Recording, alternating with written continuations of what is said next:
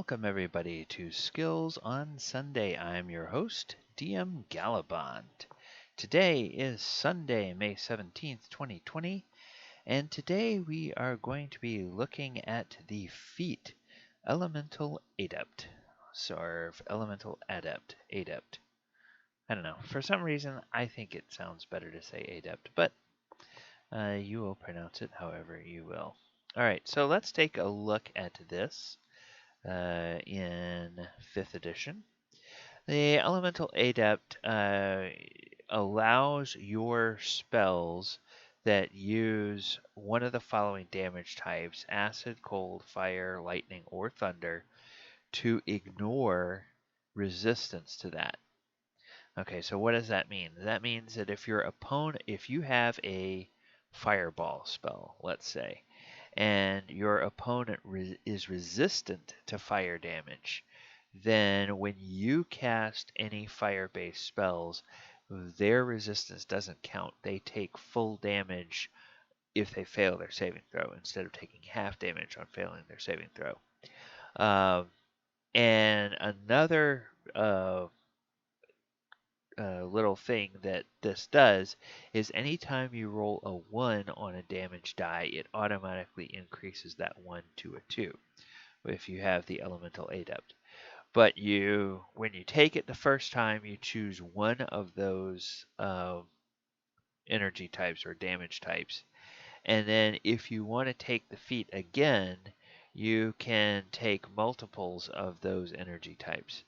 But this is clearly aimed at a player who builds a spellcaster that likes lightning or likes cold or likes fire or likes, one of these types of damage and focuses a lot of spells on that, or with spells that have a lot of that damage type. And so Elemental Adept or Adept in its current form really is something new for 5th edition, but there are a couple of antecedents in earlier editions that I wanted to look at where you can kind of see where they were moving towards this direction. In 3rd edition, they had a feat, and feats were first appeared in 3rd edition. They had a feat called Spell Penetration, and your spells are especially potent, breaking through spell resistance more readily than normal. And you get a +2 bonus on caster level checks made to overcome a creature's spell resistance. Now, spell resistance was a little bit different in those days. We now, in 5th edition, we're used to things having resistance to a certain type of damage. There were creatures in earlier editions of the game that just could resist the effects of spells altogether. So when you cast a spell at a creature, if it had resistance, it would roll a percentile die. And then if it got below a certain threshold, there would be a contest between the caster and the target. And so the spell penetration just gives you a little bit more of an edge in that contest when that spell resistance kicks in. And then in 4th edition, there was a feat called Spell Focus. And it's not exactly the same, and it's a little bit broader because it's not focused on a single type of damage. But in 4th edition, they had this feat where if you took the feat, then creatures attempting saving throws against your wizard powers take a -2 penalty to the rolls.